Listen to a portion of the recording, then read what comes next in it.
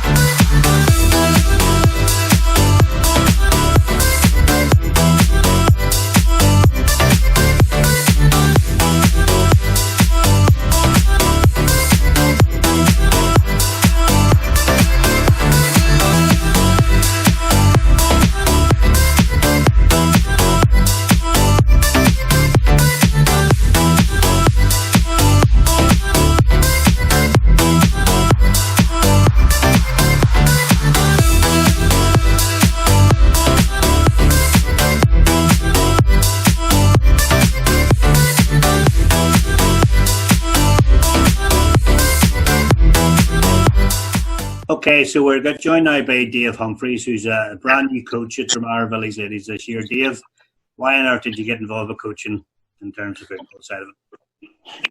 I finished my playing career at Dromara probably about 4 years ago, and then went on to the committee for a couple of years and sort of took a year or two aside from football, and I just feel now is the time to get back in and get back to coaching. Did I see a few photographs of you in a goalkeeping kit? You probably have at some stage, yeah. So is that the position you played at Dromara? Was it goalkeeper? That's the position I've played all my life, yeah. Okay, fair enough. You enjoyed that. It's a challenging part of the sport. I know that's why I haven't done it. It's make a mistake and you're to blame. Exactly, that's exactly right. I understand from your viewpoint, obviously, I think your job, you fix pressure washers or something like that there, so you're basically on call constantly. You're not getting enough pressure in your day-to-day life without having to take on a coaching ladies football team. No, no. I like ladies football. Football. Last year I followed a lot of Division 4. Right. And with Dromara dropping down to Division 4 this year, I just felt the time was right. This is your first year as a coach of the ladies team, so it's once again frustrating for you as well that we can't get going. Yeah, we're just starting to really kick into gear there. Before this all sort of kicked off, and things were looking good. And can't wait to get back. Well, hopefully we'll get back sooner rather than later. I'm going to finish off our chat tonight by having a quick chat with Kim then, basically. This is Kim Murphy. Kim, I understand you've been at the club for a couple of years now. How you find things at Dromara-Village? Really good. I really enjoy playing football. What position do you play? Goalkeeper. Oh, another goalkeeper. There's plenty of goalkeepers about tonight. There's lots of us. I understand you're also working in retail. What company are you working for? I work for Marks and Spencer's up in Aldergrove. Right. And is it busy up there at the moment? Very busy at the moment. Right. And how you find customers dealing with the whole sort of lockdown situation? Some are finding it very difficult. Right. Due to them being elderly and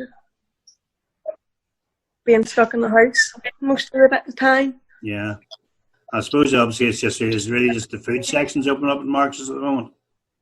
Yeah, just the food section. Yeah. I know I went to the Sprucefield one last Saturday myself and seen nobody outside, and I thought to myself, happy days, I'm just going to walk in and walk straight out again here. But when you get into the actual Sprucefield, there's a whole queue right around the block to actually get into the physical shop, which was frustrating, but there you go. Listen, girls, and obviously Dave, it's been an absolute pleasure to speak to you here this evening, and like all the other clubs, I hope it's not too long before we manage to get the season up and running again. Thank you very much to all of you for coming in tonight to speak to NIWFA lockdown, and hopefully not for too long before we see you all back on the pitch again. All right, thanks. Thank you very much. So that concludes this edition of NIWFA lockdown. As usual, if you or your club would like to get involved in a future episode of the show, please don't hesitate to drop us an email at the address now showing on your screen. That's 1880video@gmail.com, or simply drop us a message through the NIWFA Facebook page. In the meantime, thank you so much for watching, and we'll see you all again in the not too distant future. Bye for now.